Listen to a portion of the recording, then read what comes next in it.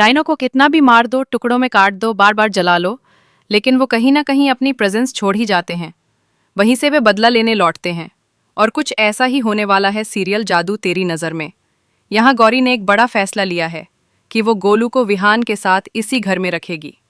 जब तक सब कुछ समझ पाते, एक डायन गुड़िया की एंट्री हो चुकी थी। ये गुड़िया मोना द्वारा भेजी गई एक पुतली होती है, जो अब गोलू की शक्तियां छीनकर मोना को देने वाली है। सीरियल जादू तेरी नज़र में आने वाला है एक बहुत ही इंटरेस्टिंग ट्विस्ट, जहां दिखाया जाएगा कि पहले मोना ने ट्रिक करके गोलू को अपनी चोटी में बांध लिया था, लेकिन गोलू को याद आ जाती है उसकी मम्मी की कहानी और बजरंगबली की वो बात जब उन्होंने लंका जलाई थी। उसी तरह गोलू ने चोटी में आग लगा दी। इसके बाद मोना चीखती चिल्लाती रह जाती है। फिर वहां आती है सुनहरी, जिससे मोना पानी लाने के लिए कहती है, लेकिन गौरी उसे गंगा जल दे देती है। जैसे ही वो मोना पर फेंका जाता है, मोना का शरीर जलने लगता है। मोना कहती है, अगर तुम मुझे जला भी दो, तब भी मैं तुमसे बदला लेने आऊंगी। मेरी राख का एक एक कण तुमसे बदला लेने आएगा। और ऐसा ही होता है।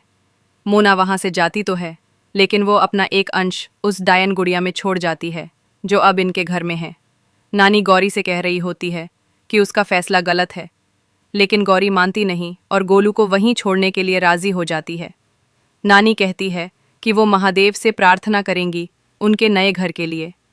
अब विहान दावंश नहीं रहा, इसलिए गोलू की परवरिश मुश्किल हो सकती है। उसका अंश तो है, लेकिन वो खुद दावंश नहीं है। ये बात गोलू के पापा को भी समझ आ जाती है। घर में बाल गोपाल की पूजा की तैयारी चल रही होती है और गोलू को लेने गए होते हैं हर्ष, धनुष्बान और विहान प्रताप सिंह।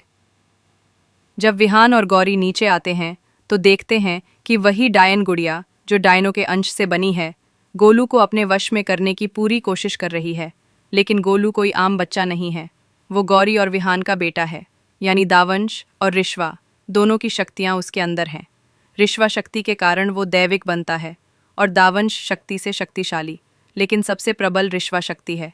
इसी वजह से वो मंदिर जा पाता है और डायनों से लड़ पाता है। लेकिन इस बार गुड़िया के सामने वो कमज़ोर पड़ रहा है, क्योंकि ये गुड़िया उसे सीधे